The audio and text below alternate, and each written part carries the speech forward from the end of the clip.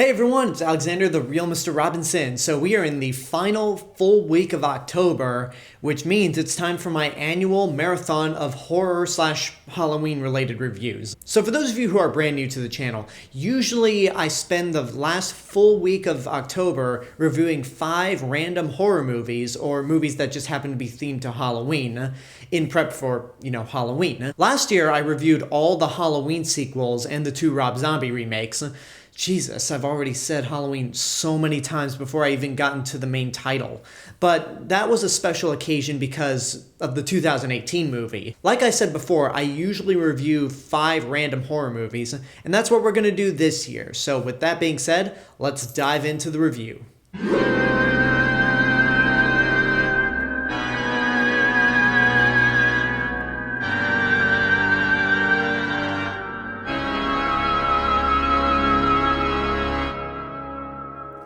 And the first movie I'm going to be reviewing in the series is George Romero's Day of the Dead from 1985.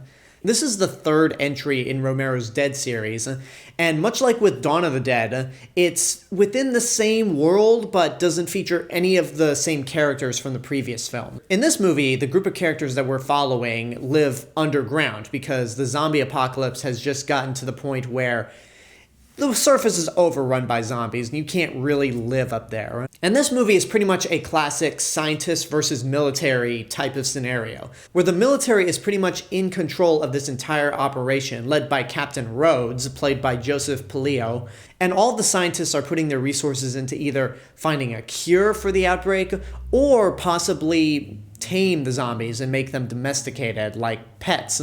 Now, I had not seen Day of the Dead until doing these reviews, but I reviewed Night of the Living Dead, one of my favorite movies of all time, in 2015, and I reviewed George Romero's Dawn of the Dead in 2017, so I just figured, you know what?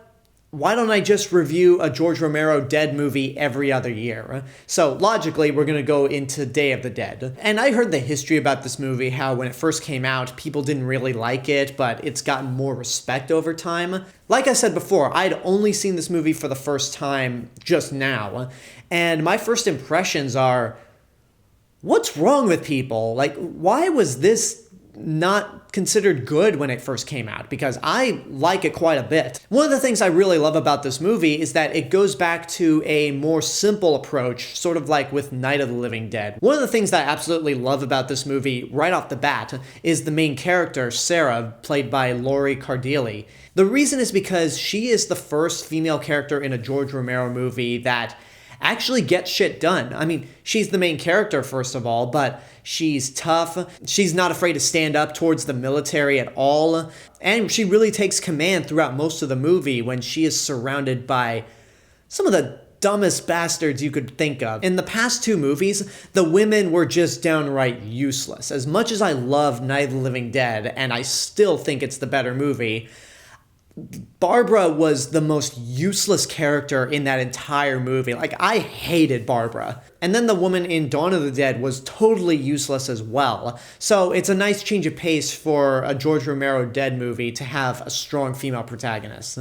And then in terms of your villains, the Dead are not the villains this time around. You'd think they are because the Dead, and it's the 3rd movie in the series, but really the villains are the military personnel. The main guy in charge of this military operation, Captain Rhodes, is just a total shitbag. He is one of those villains that you love to hate.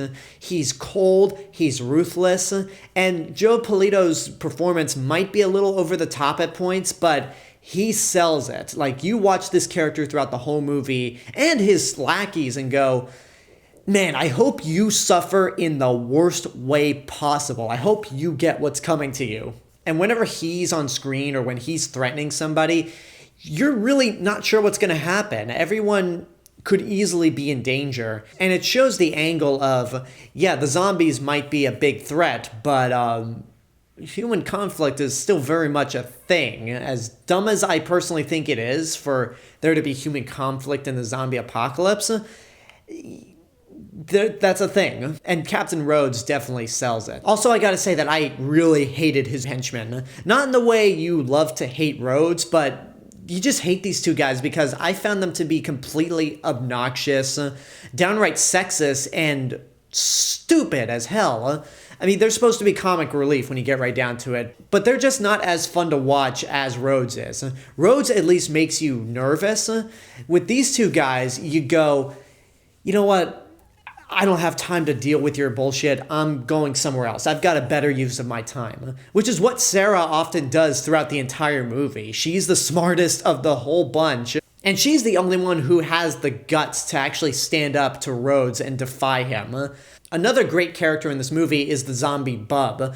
And he's great because he's the first zombie that's actually domesticated. He starts to gain some sort of intelligence, or at least be self-aware.